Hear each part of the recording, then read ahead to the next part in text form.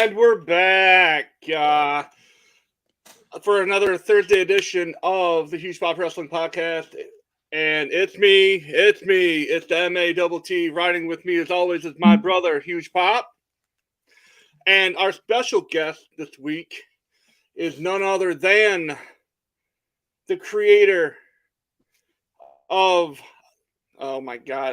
I've been up since 2 o'clock this morning, and I apologize. Here, I'll give you a hint.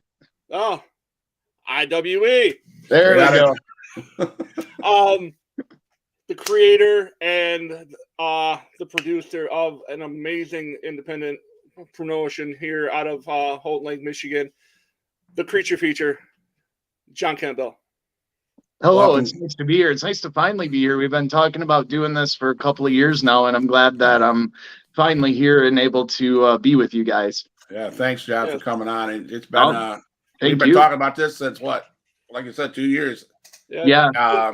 And I will say this: 2 years ago, you gave me feedback, and I appreciate the feedback you gave.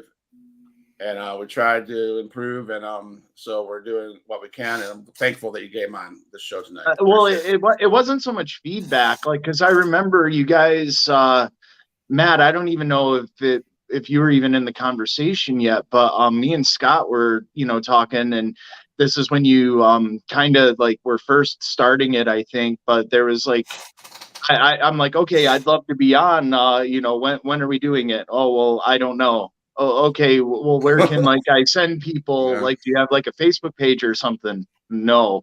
So Yeah. I was like, wow. well, No. we'll get, so like, yeah, it wasn't so much like feedback. It was just like, I knew you guys had the talent to really do something. And then when I went to the Huge Pop Facebook page and saw that you guys had like over 2,000 some odd followers, I'm like, that's awesome. You guys are kicking butt. So, congratulations to you guys. Well, thank you. Appreciate that. And yes, we've been working hard, and we took your advice. And I mean, again, right after that, I can remember the conversation.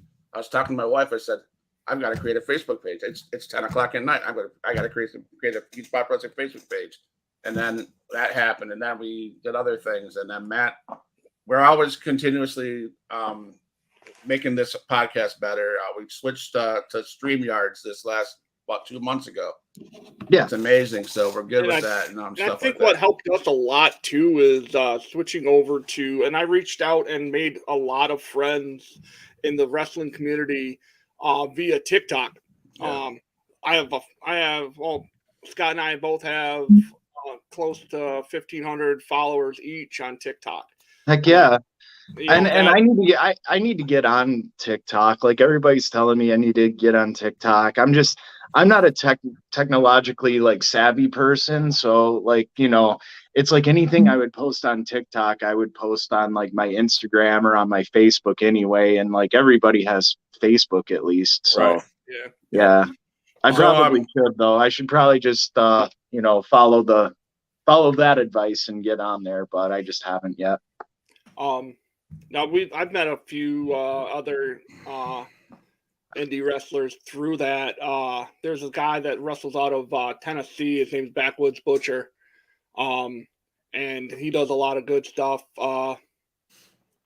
And actually, I'd like to really push this out there. We need to keep him in our thoughts and prayers as well, because he's going through a lot of stuff. So he's got a lot of health issues right now. So nice. Anyway, yeah. Razor 4515 says IWE. Hey, must be a fan. Thank you for the support, Razor. We really appreciate that. We need it now more than ever with everything that I have going on. Yeah. So I love turning on the TV and seeing IWE signs on Monday Night Raw. That's like so awesome. Yeah, it's like so wild to me. Like, and it's crazy like how much this has just really exploded from nothing. We built this from like the ground up. We had no help from the Michigan independent wrestling scene. We still don't. I made like a little post earlier about being on the podcast today, and just how nice and refreshing it is to like have podcasts out there that aren't biased toward like certain promotions and things like that. Like, I just coming right out and say IWE gets like no support from the Michigan wrestling community. There's like all kinds of Facebook pages and podcasts and stuff out there that like solely focus on Michigan wrestling. And IWE to this day, the only time we've ever gotten any press or praise on any of those sites is when I won a fan poll contest of like most popular wrestler or something like that. And ever since then, they've actually shut off the ability for fans to vote. Now they have like a committee that votes. So Really? I just, yeah. So I just Wow. find that they're just like so anti, we want nothing to do with you. We want nothing to do with your company, that like, us winning. And then when I won the fan poll, it took them about a week to like even acknowledge that I won like the fan poll. So well, that's where that's where my first question was going to come from, man. I remember meeting you on the streets of Harrison, and you told me you're The mean it's streets of funny. Harrison. You make it sound like I was like a homeless man or something. no. I met you when you were like rummaging through this dumpster and things like that, which isn't too far from the truth, depending on when you might have met me. But and things have improved since then. you were talking about how you were a wrestler in indie show, and I asked where you did your recordings, and you were telling me from a garage. And I remember seeing video of a garage with maybe 7-8 people. That would include the cameraman, That would include and probably the wrestlers and the referee too. And to me that was awesome to see have a promotion in my own hometown in a garage. It seemed cool, and I kept on asking you, hey, how do I see your stuff? And you would say, we do it this day, and we produce it, put it on like a channel out of Mount Pleasant or something like that. Like Mac TV. IWE is still on Mac TV, and it was through those relationships that I built like way back then that IWE is like able to actually be on actual TV. We're one of like the few indie shows that's on actual TV and not just like streaming and things like that. And the question was, how has it evolved from the garage to the youth center that you guys? By the way, that's amazing stuff that you guys do. You have your show in the what's that? Artesia Youth Center. That's great. So has it evolved? How it's gotten bigger size? Yeah, sure. But how's it evolved? How's IWE evolved? I mean, comparing like those days to what we do now is like completely night and day. And any promoter out there will tell you that promoting is just a lot of trial and error. It's a lot of like, do this, see if it works. If it works, keep on doing it. If it doesn't work, go back to the drawing board. And so it was a lot of trial and error. It was a lot of, being told no. We went from, because the promotion you're talking about like wasn't even like a legitimate promotion, but a lot of what we did back then evolved into what IWE is today. So like, there's a period in time there where I got trained professionally, and just a lot of the guys from those days got trained professionally, and we were working the independents, and a lot of us didn't really like it, didn't like how things were run, didn't like how people were treated, stuff like that. And then like it was at the tail end of like 2013. My friend Dennis, who's the co-founder with me of IWE, we were just sitting around talking like, yeah, if we had a promotion, we'd do it this way. Yeah, if we had a promotion, we'd do it this way. Just like kind of common sense things that like, a lot of these people don't like pick up on, because it's really, they're so far in the wrestling bubble that they don't like ever want to think outside the box and do things that will, get new eyes on the product. And finally, Dennis was like, well, why don't we just start a promotion? And we kind of just laid the groundwork that night. We started off in the studio at Mac TV. We had a much smaller ring. And it was very much akin to like the old National Wrestling Alliance show, or even like NWA Power now, where it was, you know, shot in a studio, very small studio, but still a studio.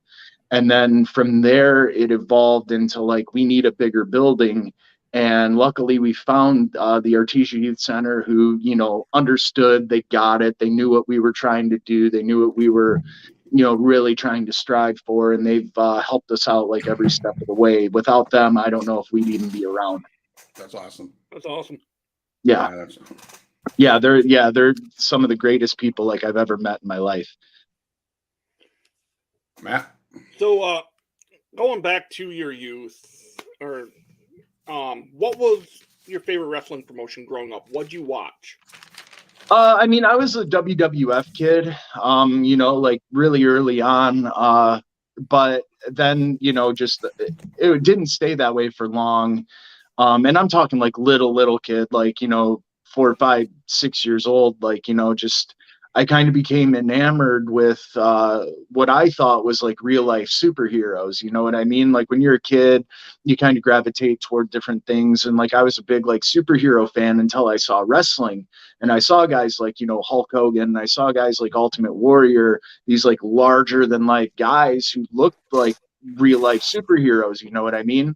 And so as a kid, that really I really gravitated toward that. And then you know, I eventually found like WCW a little bit later on, like still pre Nitro era and everything like that. And like, you know, Sting was kind of, you know, everything a kid would want in a wrestler, you know what I mean? So I became like a really big Sting fan. And you know, but I loved wrestling, and I would, you know, just consume anything and everything about wrestling that I could. I'd read the magazines, and that's how I found out about ECW. And I remember somebody telling me like, oh yeah, ECW is like on where you live.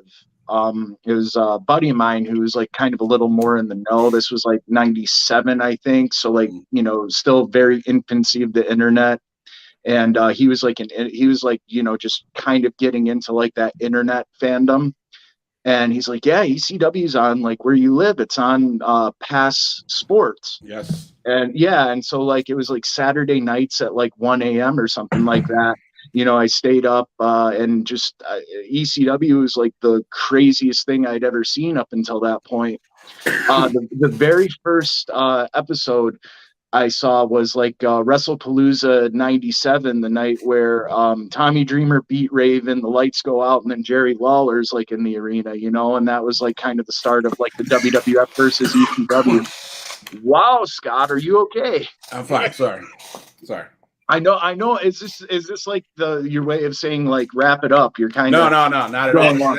This is interesting because I had. Well, I'm like kind of going through my life story. Matt was just like, "Did you watch wrestling when you grew up?" I could have just said yes, and we could have moved on. Well, that's good stuff. No, good stuff. Well, anyway, like, you know, through ECW, because ECW was like the first time you kind of saw regular people in the ring.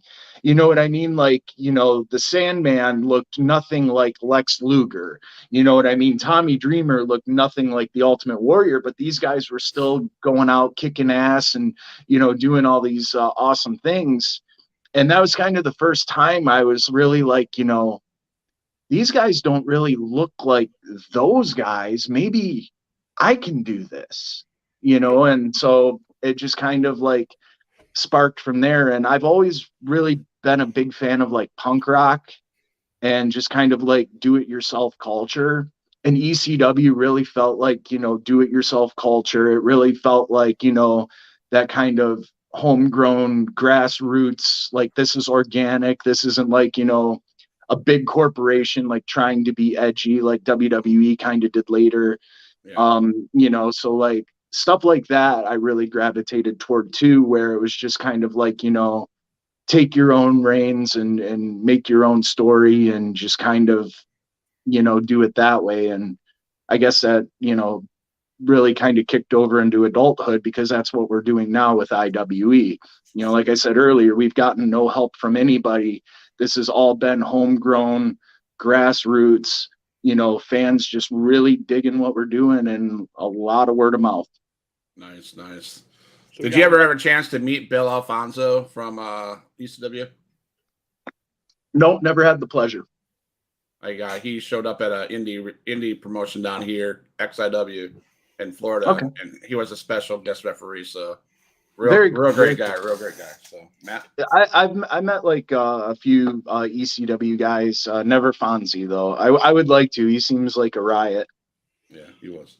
So obviously, even now, I'm assuming that you watched other product outside of IWE. To be honest, I don't. Really?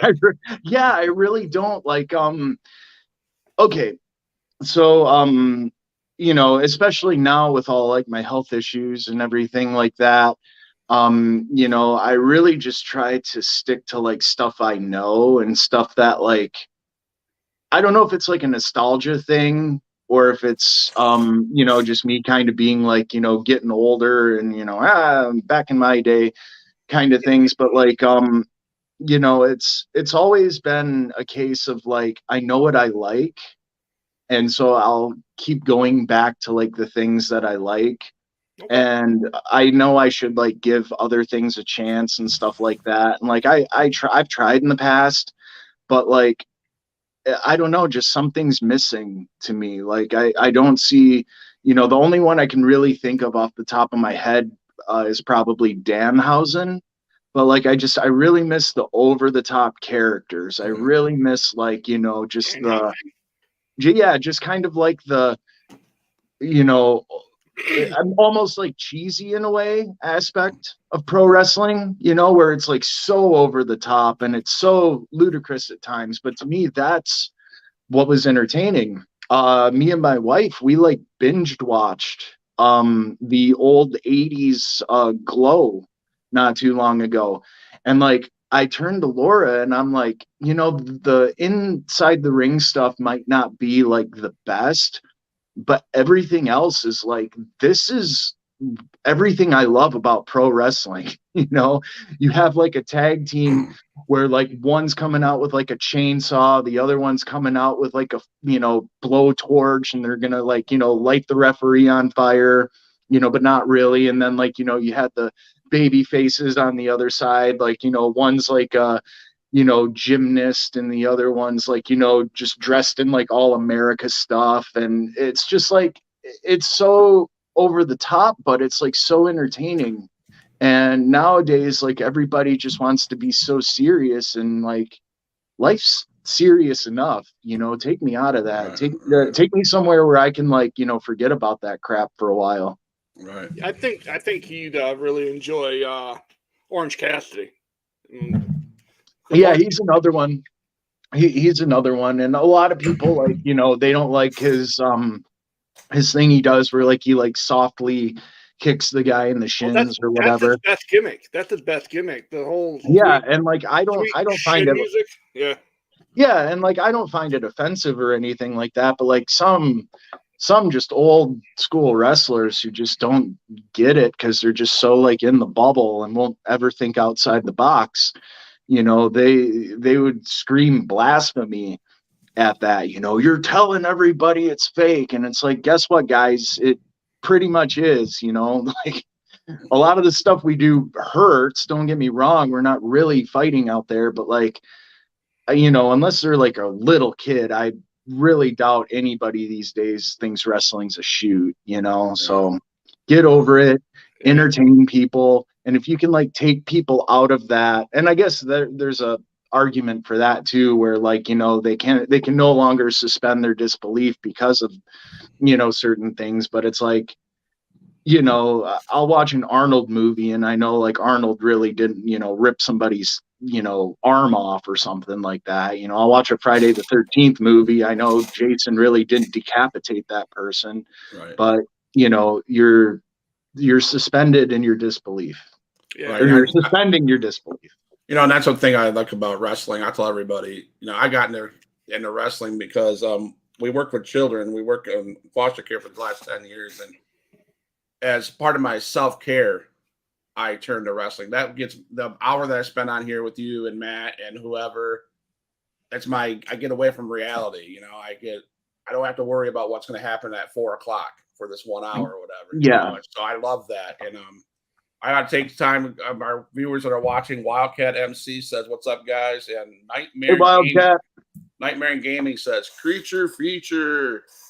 Hey, Nightmare Gaming. So my question for you is,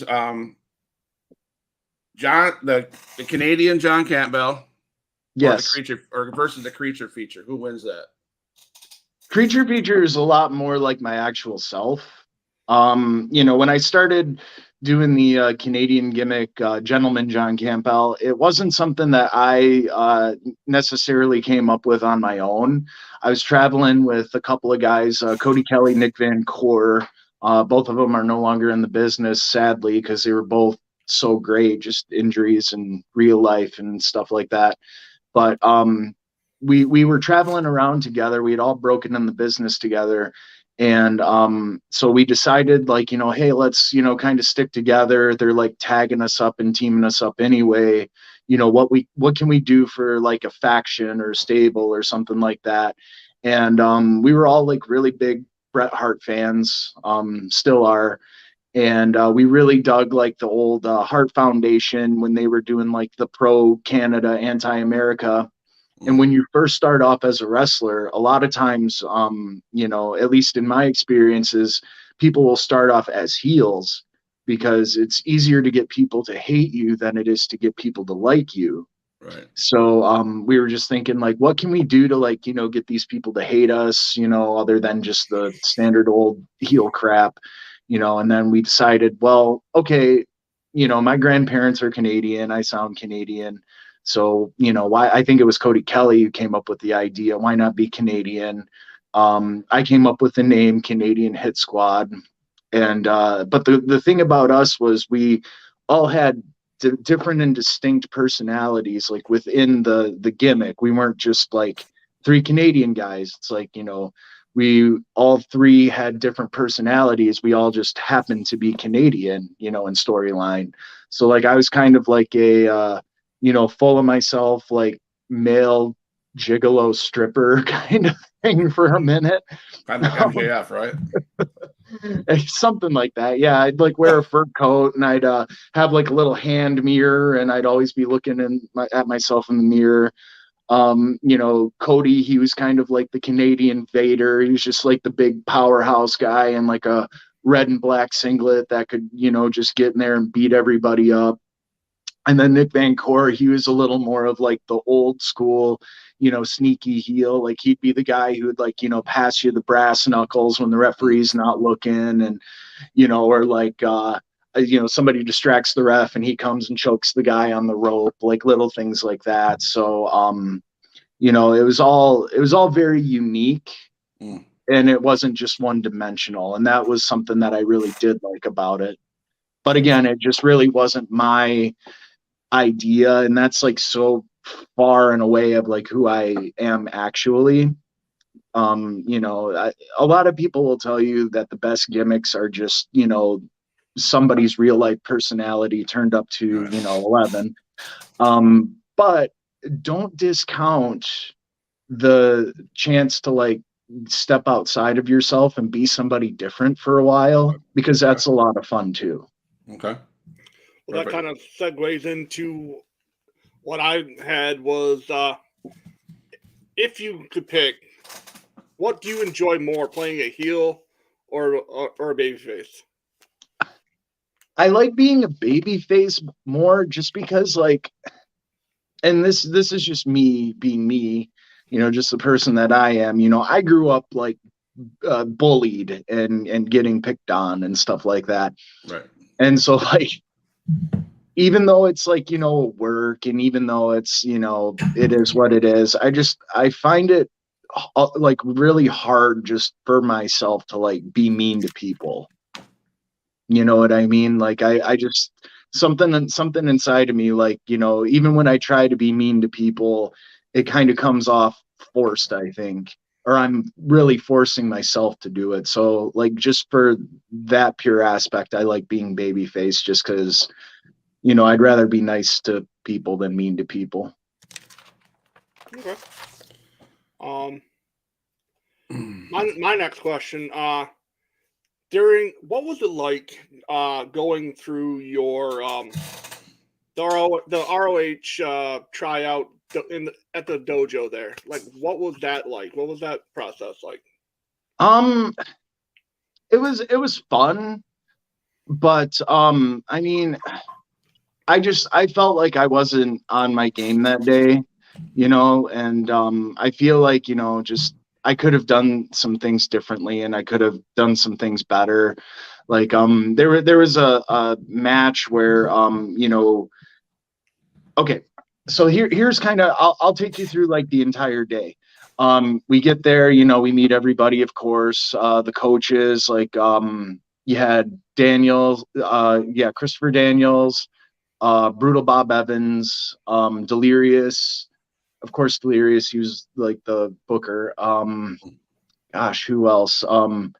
Punishment Martinez, he's in WWE now. I just don't remember his name. Like it might have.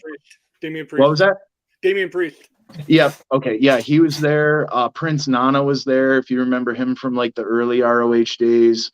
Sumi Siaki was there. She's like a long time ROH mainstay. I think she was like the ROH women's champion, like the first one. Who else? Mark Briscoe was there, but then Jay Briscoe popped in a little bit later, and RIP to him because he just passed away the other day, and it's really sad. Yeah. So we meet everybody. There might have been other people there, but I don't remember off the top of my head because it's been a while now. So like the first thing, it was basically just like, hey, we're gonna, throw you in the deep end of the pool and see if you can swim. So it was kind of like, all right, we need 2 volunteers to get up in the ring. One of you is a heel, one of you is a baby face, and just do it on the fly and go.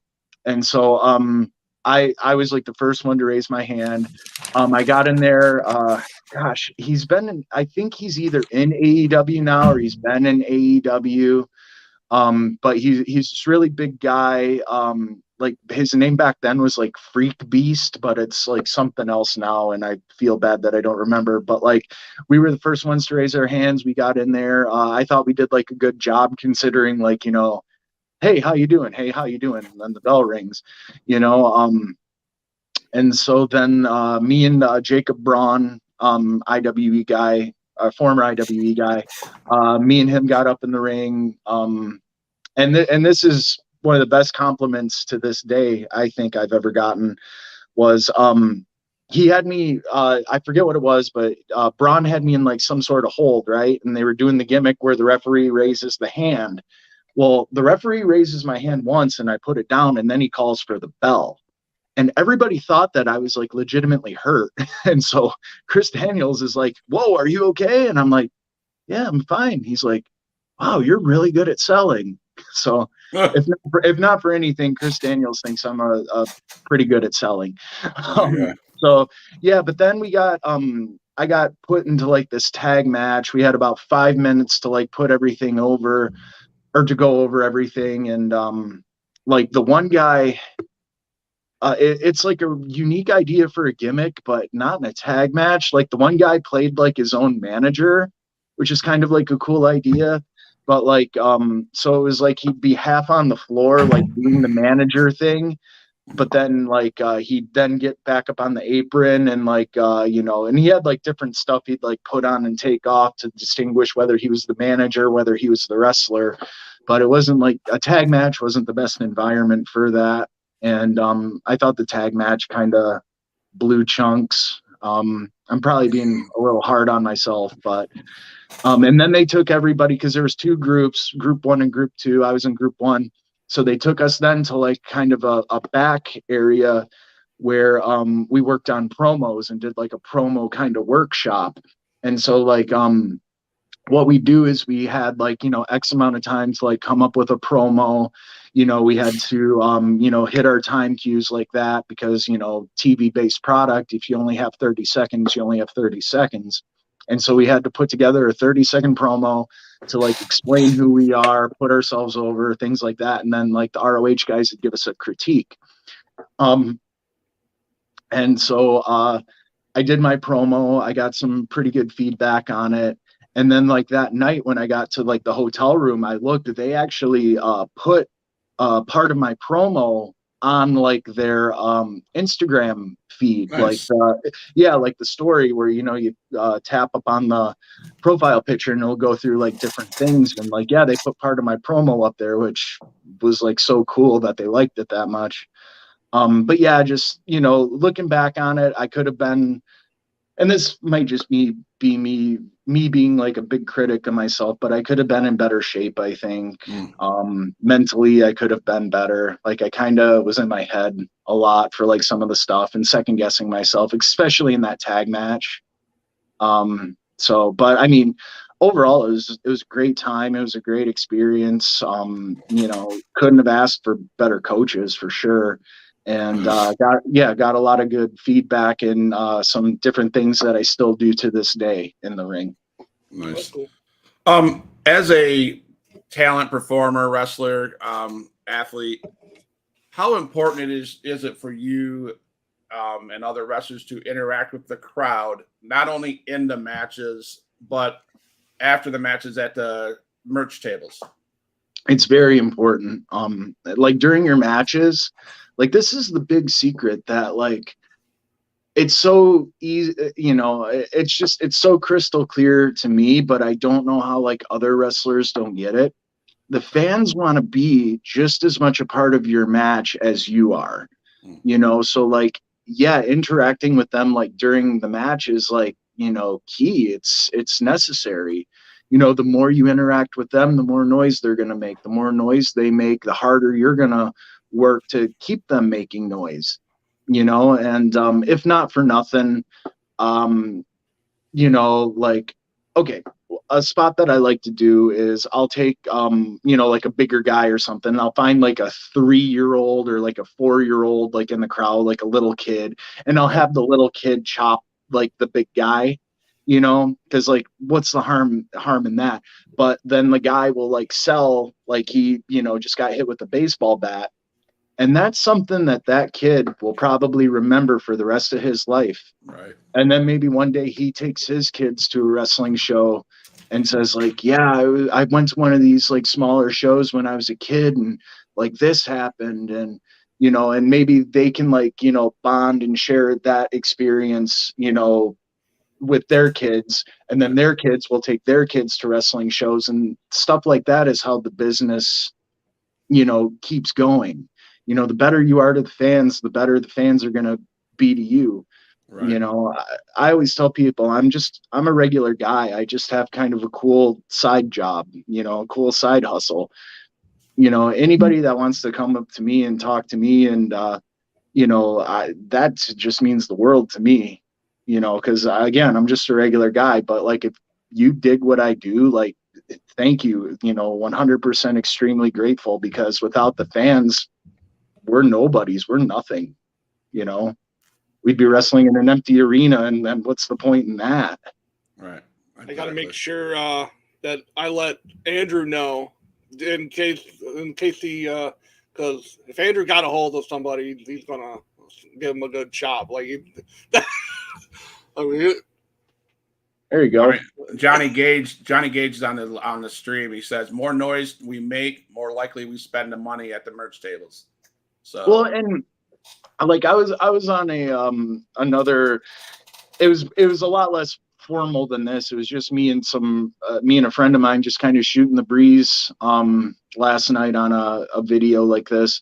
But I was telling them last night, and it still rings true to me. Like, if people, you know, want to buy like my merch, like that's to me the coolest thing ever. You know, I'm not Michael Jordan. I'm not like, you know, a famous athlete, you know, so like the fact that somebody wants to take their hard-earned money, especially in 2023 when it's hard to make a dollar, you know, people take their hard-earned money and they like what you do so much that they want to, like, you know, wear your name on them. Like, just that's the coolest feeling to me.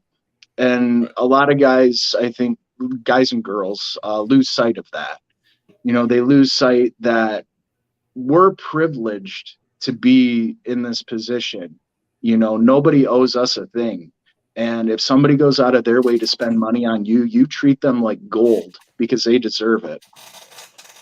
Right. So, when you're not like working out, or in the ring just beating people up, what are your hobbies? Like, what do you play? Video games? Do you cook? Like, Well, right now, and I don't know if we wanted to like really go into this, but right now I'm injured. And so like, there's no wrestling for me. I haven't wrestled since October. I have hip surgery in March. But before that, working out was like my thing. Like that was the thing that kept me sane. That was the thing that kept me grounded every single day, 7 days a week. I'd wake up, I'd go to the gym, and then after the gym was done, I'd start my day, whether that's like going to work or, doing something with my wife. But like, I always had that consistency in, just going to the gym. Like, when I was growing up and I was like a teenager, I was pushing like 400 pounds. I was a big kid. And not like football player, like athletic build. I was like, I sat around, played video games and ate pizza, all day. And so I graduated. And when I finally graduated, I was like, you know what, enough of this. I can't live like this anymore. I think I was like pre-diabetic or something like that. And I started going to the gym, and I just made that a big part of my life. And off and on, I've been lifting weights and working out like since 2005, like little kind of on and offs here and there, but nothing to the extent of this where like now I can't even go to the gym. It's been like 3 months, but yeah. So going to the gym was like the big thing. Other than that, like I really, really like horror movies. Big into horror movies, just big fan of movies in general. I like to kind of look at movies and dissect them and try to find like, especially like kind of more out there movies, like stuff like Eraserhead, for example, or like just kind of out there movies where like if you look at them on the surface level, you're not going to know what it means, but then you try to like start peeling back the layers to like figure it all out. And I always try to like approach pro wrestling that way too. Like why did this person make you react to this way emotionally? Why did doing this way, like, keep the pace of the movie going smoother, so then you can apply that to like how you book your shows and things like that. So yeah, just so I love doing stuff like that and just kind of like maybe over analyzing a lot of stuff. I'm the same with like music, especially like deeply kind of layered out there music that like nobody else in the world would ever listen to but me, because I'm trying to find like what's the meaning behind it. You know what I mean? Yeah. And then sometimes the meaning is just like these guys can't play. So right.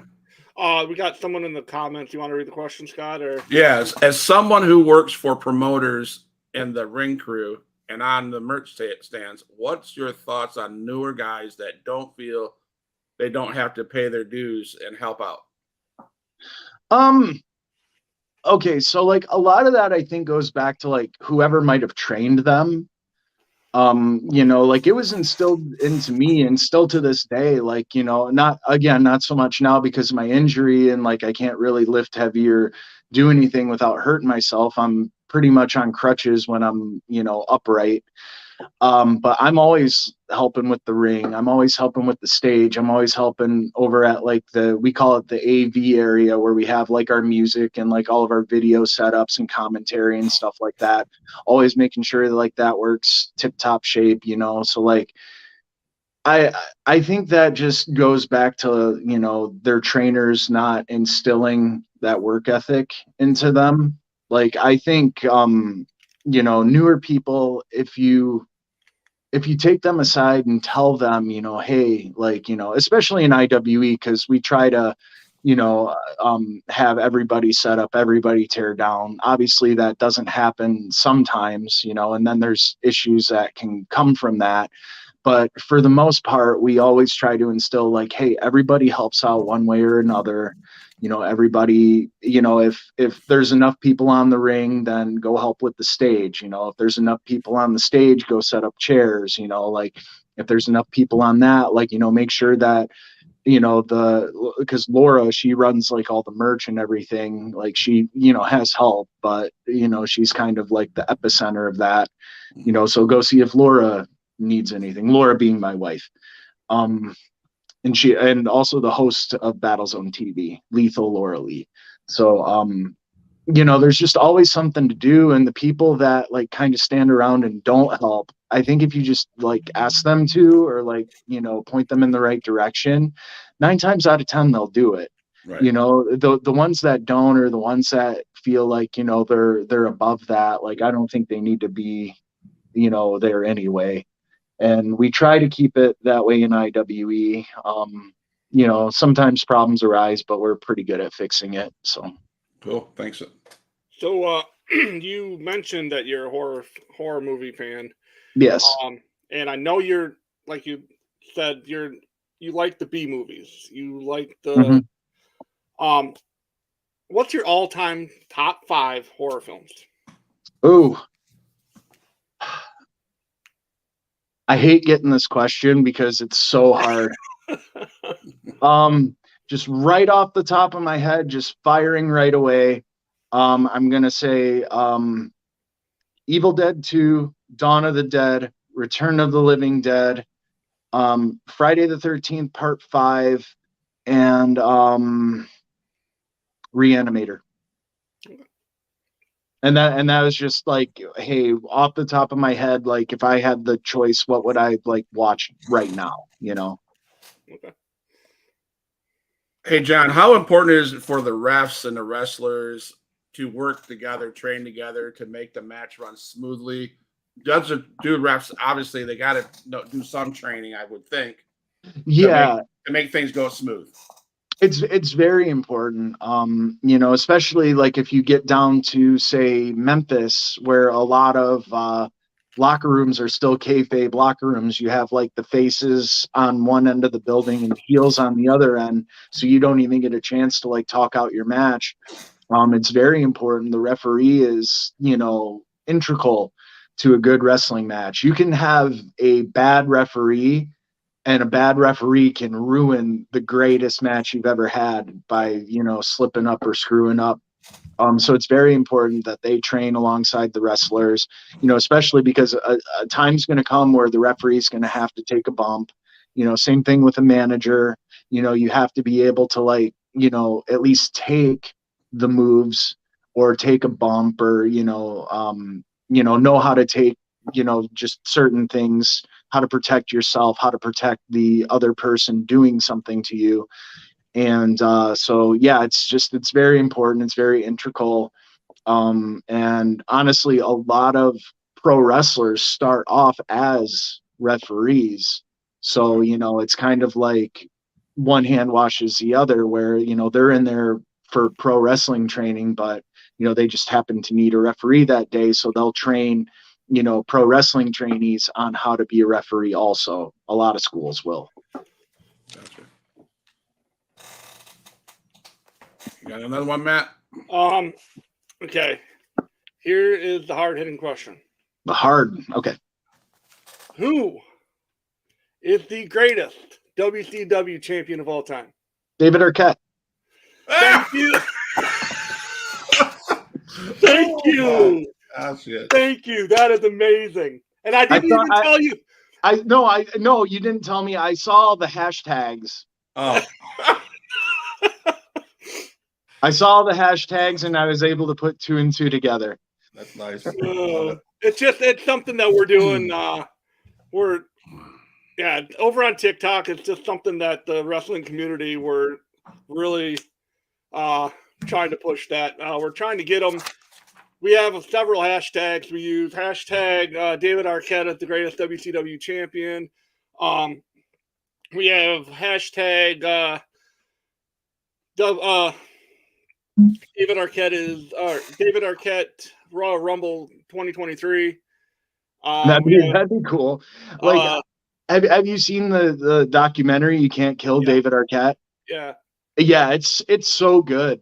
It's like so good. And you had and nobody I think ever had an idea of like how much he kind of struggled with that, and like everybody like just kind of making fun of that, like basically ever since it happened, so yeah, I'm very pro David Arquette. And I wasn't offended when they made David Arquette the champion. I thought it was actually like a really cool moment watching it. I think might have been like 14 at the time or 15. But I remember watching it like as it happened, and I'm like, wow, that's really cool, because like you can tell he like, was genuinely having like a really good time. And it's not like he went out there and Goldberged anything, you know what I mean? He wasn't like squashing people. And yeah, I found it entertaining. I like the thing. There's an angle, I think you can find it on YouTube. It's like David Arquette and his wife Courtney Cox at the time, and who is like the guy? Have you ever seen like I think it's like 10,000 Miles to Graceland or something like that? Kurt Russell. It's Kurt Russell. So like Kurt Russell walks up to like David Arquette and Courtney Cox because they're on like a movie set for that movie, and David Arquette's like, "Hey, I'm the WCW champion," and like Kurt Russell just like kind of laughs at him. He's like, "Yeah, right." And then like Kurt Russell walks off, and like David Arquette grabs a chair like he's gonna go after him, and Courtney's like, "David, you're not a wrestler," and it's just like, they're in on the joke, you know what I mean? They're in on the whole thing. Like it's like, yeah, everybody knows David Arquette's like not a wrestler, not a world champion, you know what I mean? But like it's entertaining, it's fun.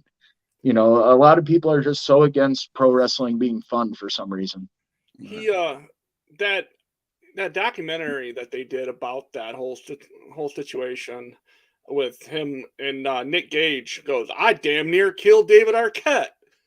Yeah, I remember when that happened. I'm like, I didn't have that on my bingo card. Right. I'm thinking to myself, like, no matter what happens in the world, like after this, it's like nothing will surprise me anymore. Nothing. Because who would ever thought, like, not only is Nick Gage and David Arquette having a death match, but then like David Arquette almost dies and then like freaks out and tries to like, shoot on Nick Gage. Like, what kind of a world are we living in? Like, who made that up? Who wrote that? Right. I love all the vignettes during it, during that whole thing, where he's training in the streets, where he's just doing like pop-up matches in the middle of like downtown Memphis or something like that. Just randomly. Yeah, and that's the thing. Like he put in the work. He put in a lot of work to become a wrestler and to like, I guess, kind of absolve himself, because he like, it just seemed to me like he really kind of felt guilty about a lot of it. And so it was like almost like purging himself of that in a way by working hard to like, I guess in his mind have the privilege to like step in the ring, Yeah. Right. As we were preparing for this, John, and I thought about, if you ever hit your thumb with a hammer because you missed the nail or whatever, or something, cut your hand, or when you're trying to cut a piece of meat or whatever. Yeah.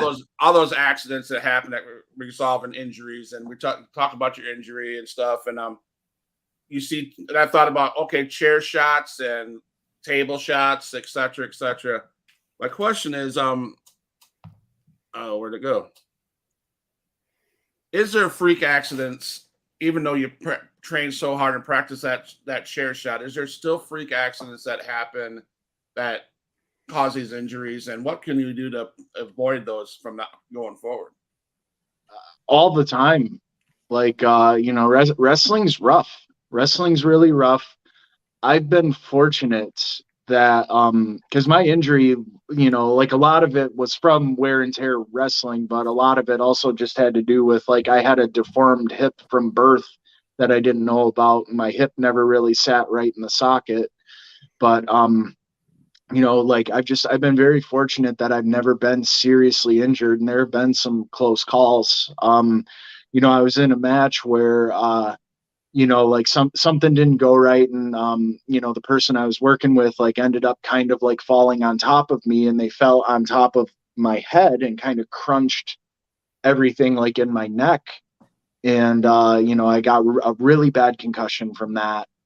And the doctor said like because at the time I was like, you know, just trying to build like these monster like trap muscles like Goldberg, you know what I mean? And the doctor was like, if your trap muscles weren't as big as they were, you'd probably have a broken neck, like most likely.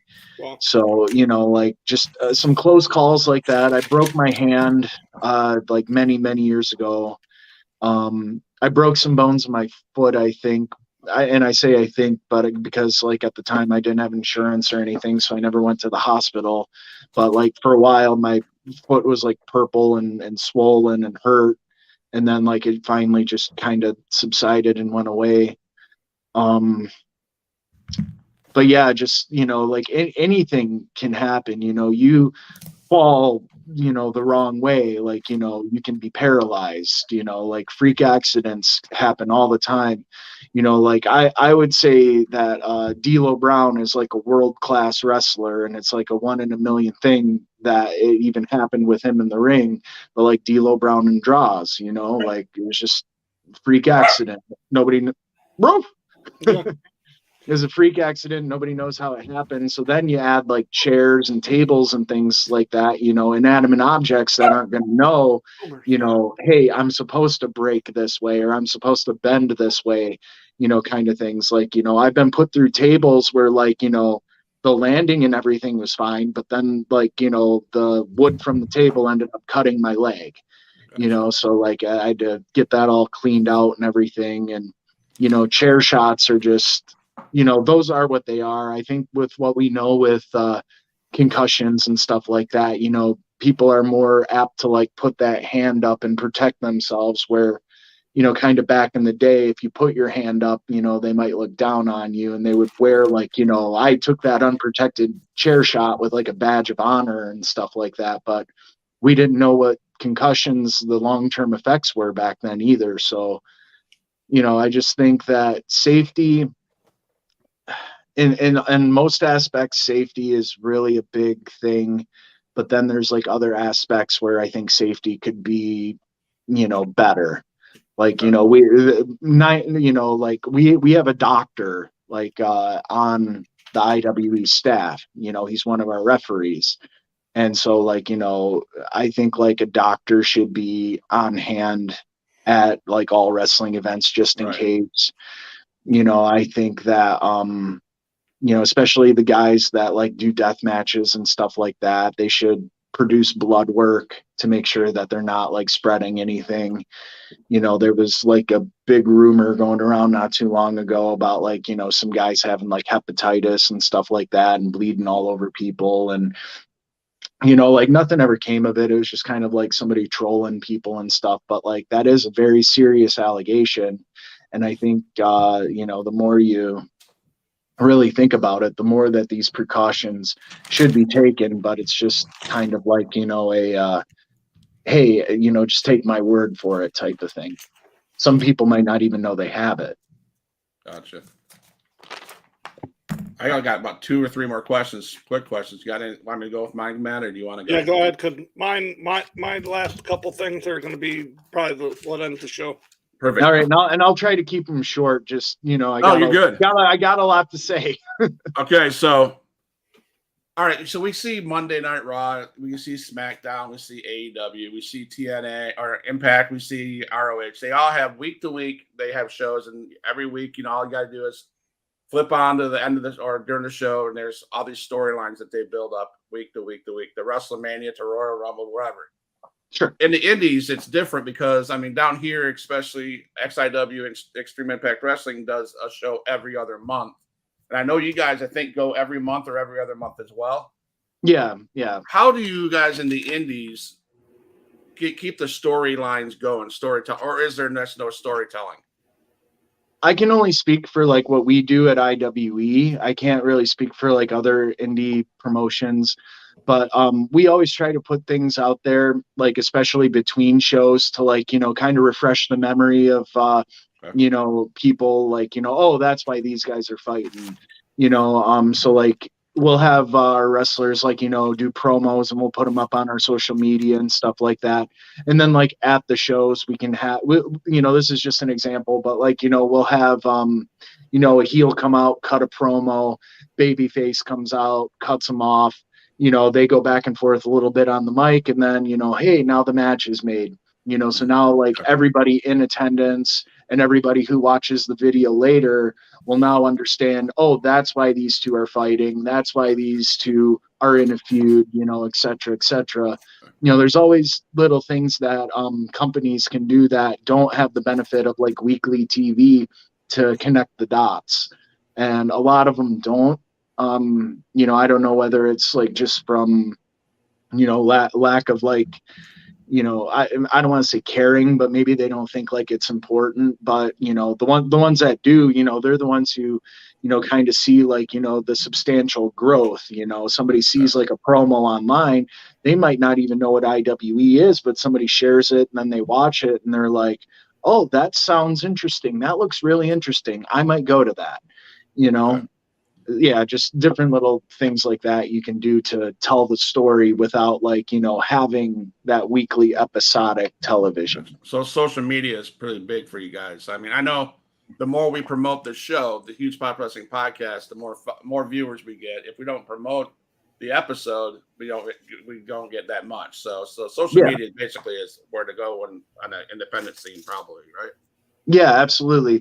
But in order to get like more butts in the seats, though, you can't discount the, just kind of grassroots going out there, meeting people kind of thing.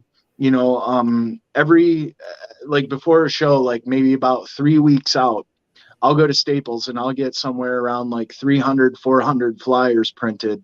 And me and, my wife will just end up, hitting the towns. We'll go anywhere and everywhere that'll put up a poster. We'll talk to people, hey, this wrestling show's coming up. You happen to have some on you and you see somebody wearing a wrestling shirt. Hey, are you from around here? I see you like wrestling. Come check out this local show.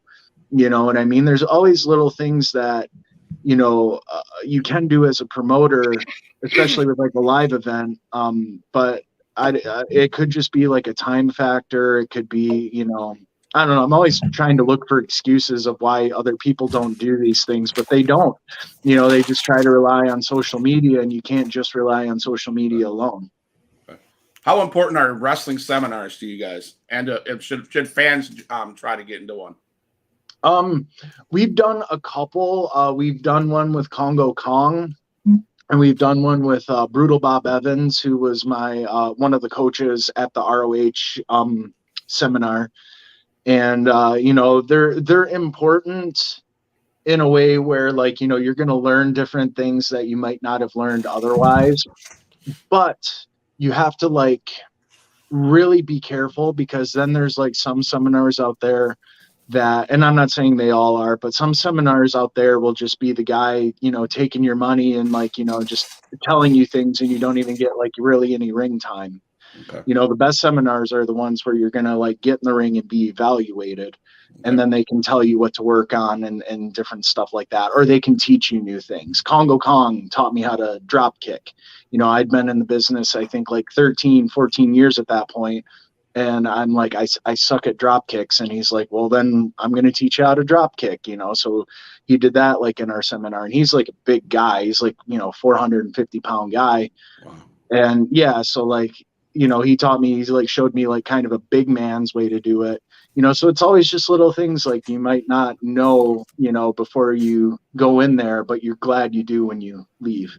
Okay, one last question. You failed to answer this question last night because I watched your little interview with your friend.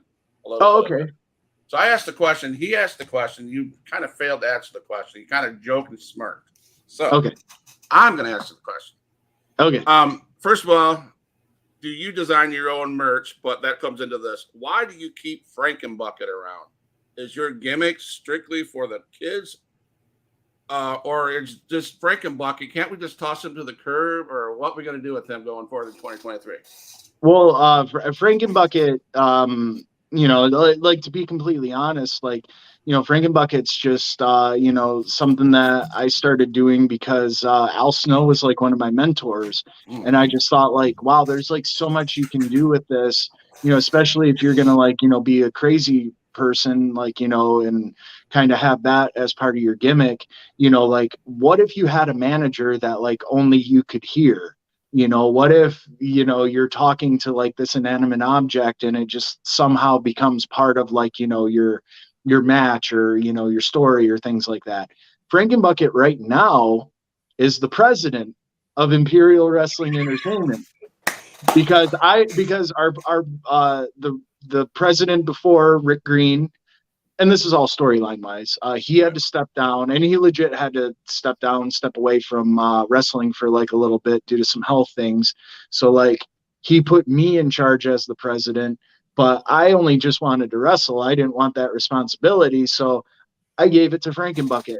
And now Frankenbucket's the one who makes all the wonderful matches that you see every time on Imperial Wrestling Entertainment.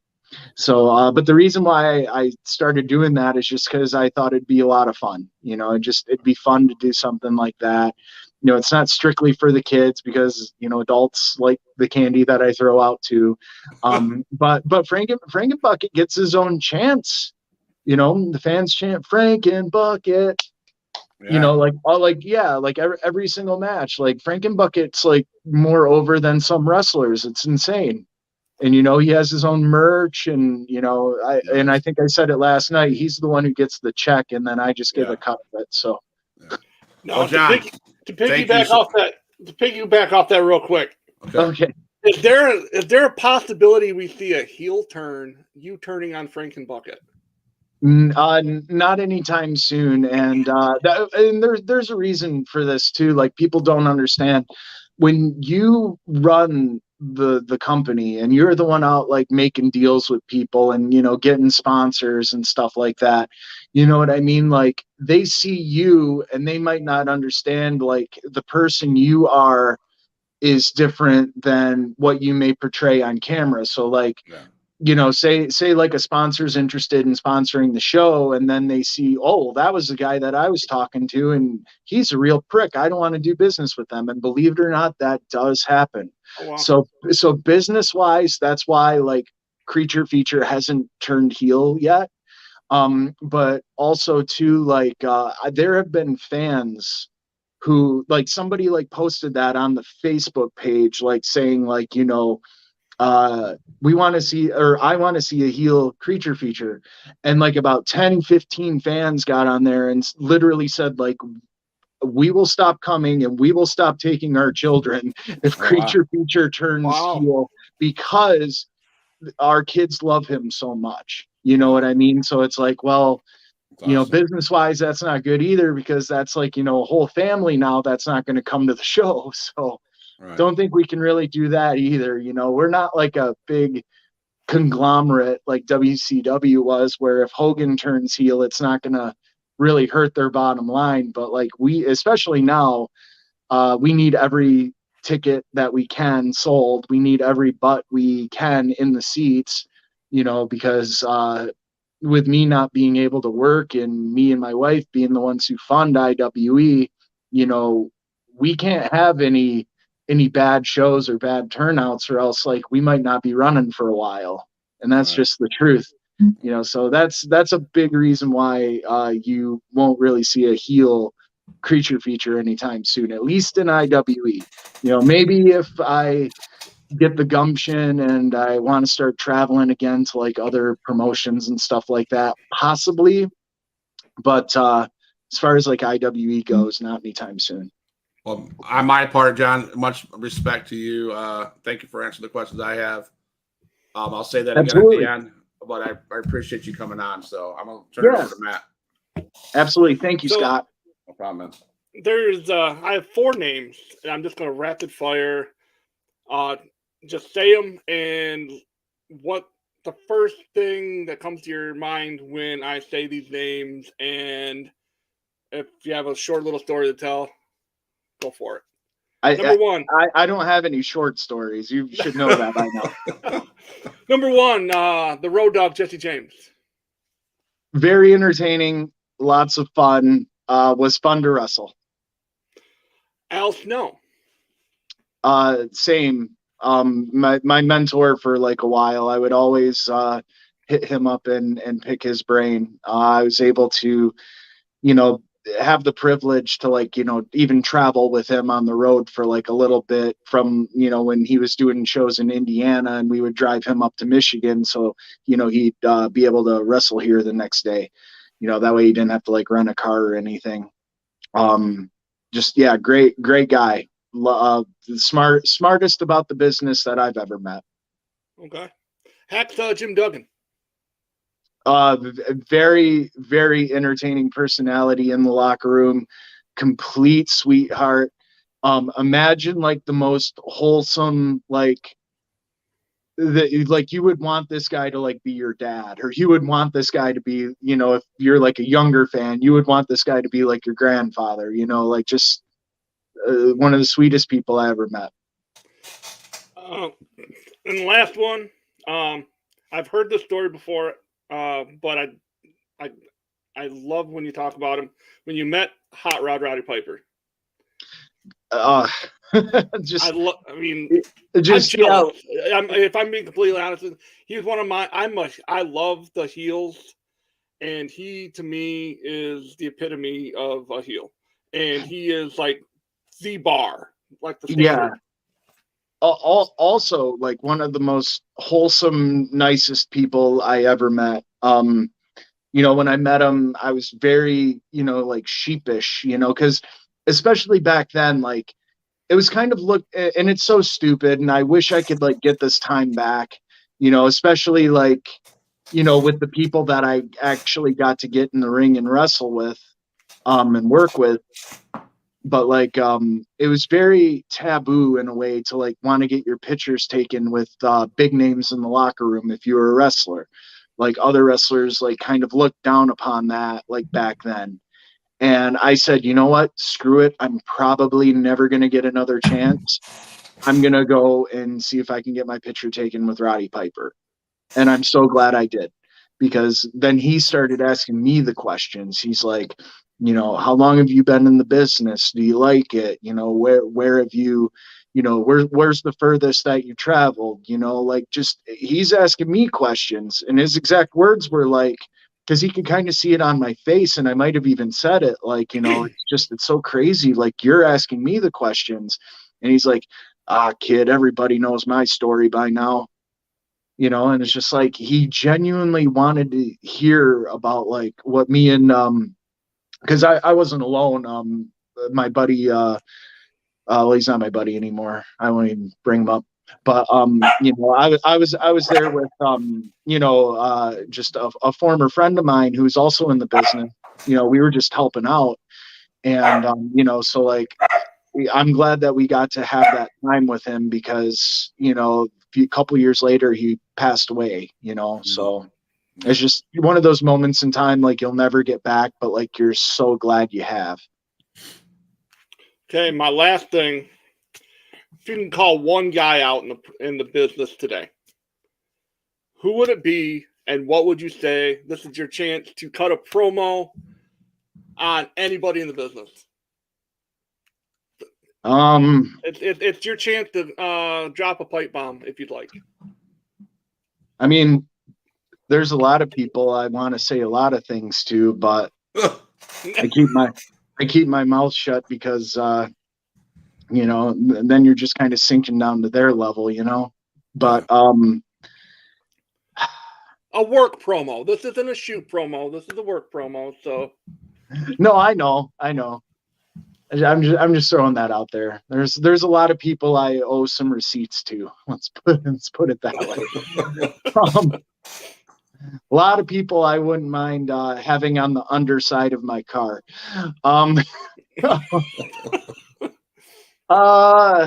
right. So put me on the spot. I mean, I would have to go with probably like the biggest name in the business right now, which would be Roman Reigns, right?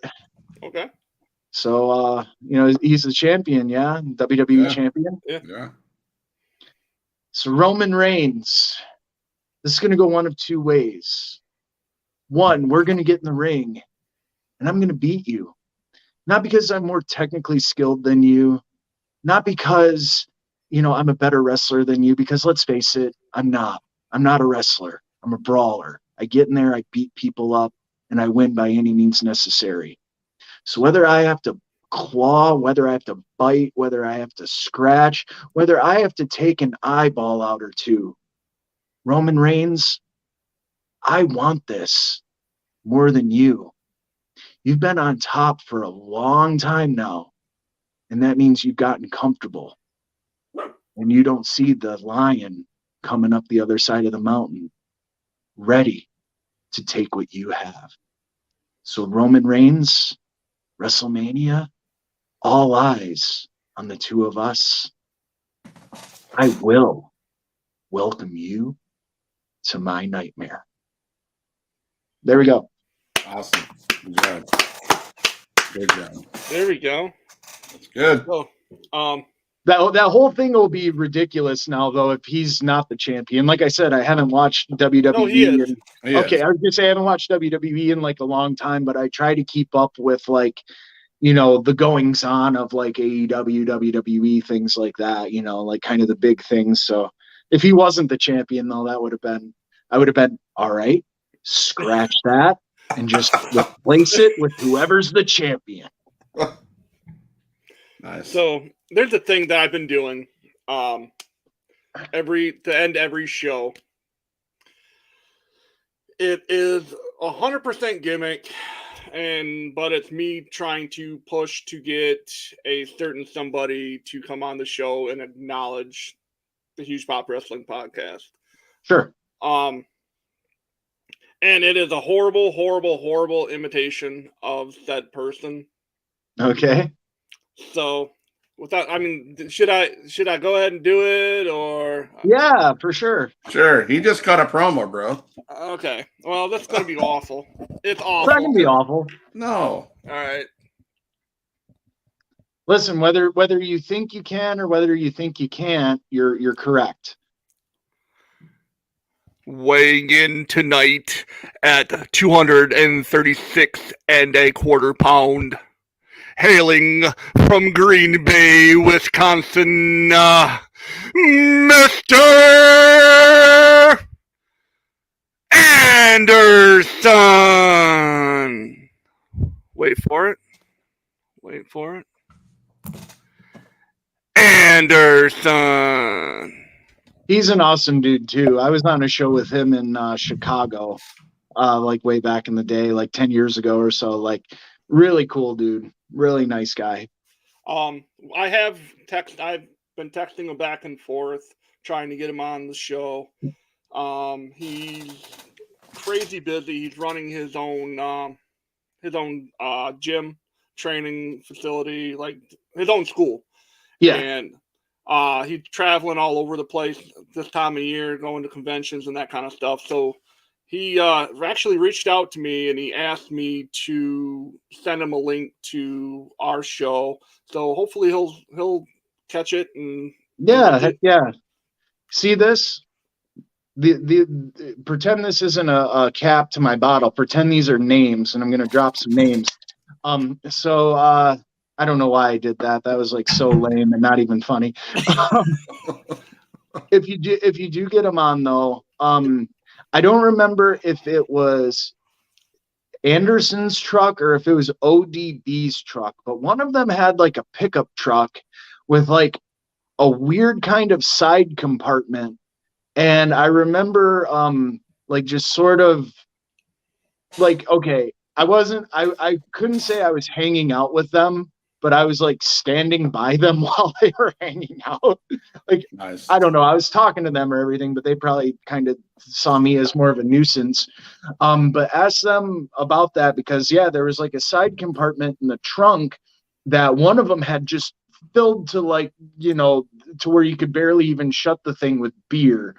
And I saw them probably drink like, I don't know, at least like 12 beers like between them that night. You know, obviously after their match and stuff. This was like after the show, but yeah, ask one of them about that, because I always thought like that side compartment was like really cool. I hadn't seen anything like that. Maybe they're like standard and I just don't know. But they filled theirs with beer. Nice. So this is Huge Pop Wrestling Podcast. If you're not watching us on Huge Pop Wrestling Podcast, what's wrong with you? We have John Campbell here, Creature Feature. Yeah, we're gonna Matt, kill you. my brother MATT. And we do this podcast. Why, Matt? Because we're casual. We're better than you, and you know it. I'm not better than anybody, and you know it. Not me. Yeah. Thank you, guys. Hey, hang out. We're all on the same level. If you ask me. Thank you. Thanks for coming on the show, John. Hang out in the lobbies. I'm going to end this broadcast. And I want to ask you a couple questions. So. Yeah, absolutely. All right. You can ask him now if you want. That's all right. I'll ask him over there. All right. All right. Thanks, guys, for watching. Thanks for the fan support. Thanks, John. We love you guys. Yeah, thank you. We'll have to do this again. Absolutely. See you next week.